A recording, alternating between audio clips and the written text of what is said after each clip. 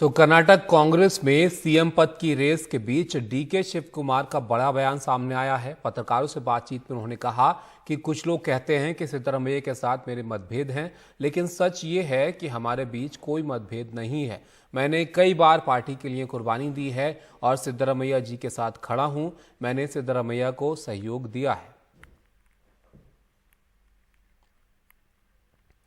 निहाल हमारे साथ जुड़ गए, हमारे सहयोगी। निहाल, सीएलपी की बैठक पर सबकी निगाहें हैं, जहां पर ये तय हो सकता है कि कौन जो है वो मुख्यमंत्री अगला यहां पर बनेगा, लेकिन वहां क्या चर्चाएं चल रही हैं इन दो नेताओं को लेकर?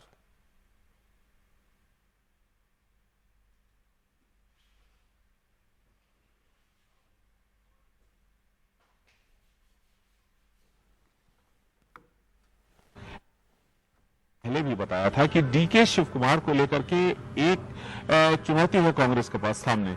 डीके शिव कुमार के खिलाफ ईडी, आईटी और सीबीआई का मामला चल रहा है। ईडी बार बार उन्हें पूछताछ के लिए बुलाती है, जांच के लिए बुलाती है। ऐसी सूरत में कांग्रेस को इस बात का अंदेशा है कि अगर उन्हें मुख्यमंत्री बनाया जाता है और उनकी गिरफ्तारी हो जाती है तो ऐसी सूरत में पार्टी की किरकिरी होगी।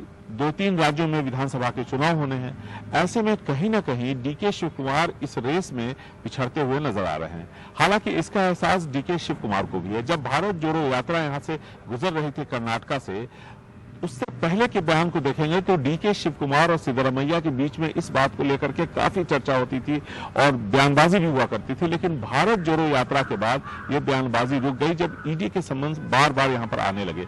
तो कहीं ना कहीं डीके शिव कुमार को भी पता है कि फिलहाल उनके लिए इस रेस में बने रहना पार्टी के लिए भी ठीक नहीं है और उनके लिए भी ठीक नहीं है, उस पार्टी के लिए जिसको उन्होंने यहाँ पर एक नई दिशा दी है। आज अगर कांग्रेस पार्टी यहाँ पर अपने बूते पर खड़ी हुई है तो उसमें सबसे पहले सुरजेवाला, डीके शिव कुमार का नाम आता है। उसके बाद सिद्धरमैया और फिर जब मल्लिकार्जुन खड़गे राष्ट्रीय अध्यक्ष बने तो उन्होंने सबने मिलकर पार्टी को इस मुकाम तक पहुंचाया है।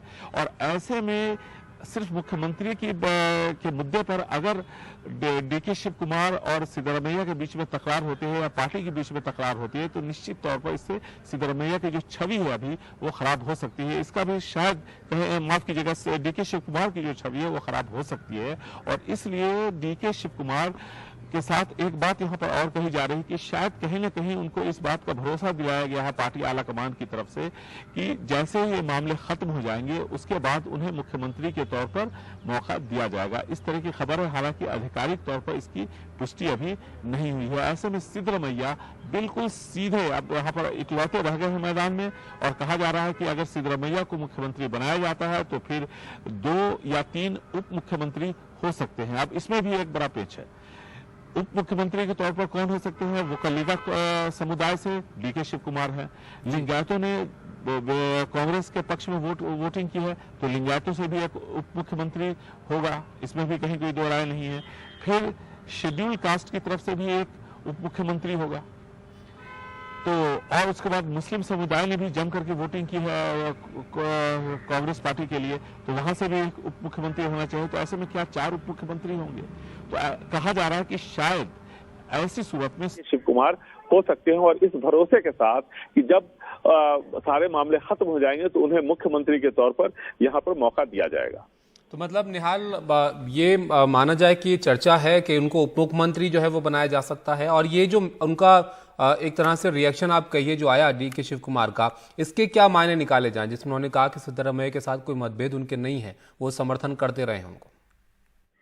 देखिए, 10 तारीख को यहाँ वोटिंग हुई थी। 10 तारीख से लेकर के कल जब मतों की गिनती हुई है, इस दौरान सिद्धरमैया, डीके शिव कुमार, सुरजेवाला और मल्लिकार्जुन खड़गे ये लोग हमेशा साथ में बैठे रहे हैं। कई बार चर्चा की है, चर्चाओं का दौर चलता रहा है और साथ ही साथ कई सारी बैठकें हुई हैं जिसके बारे में हमें जानकारी है।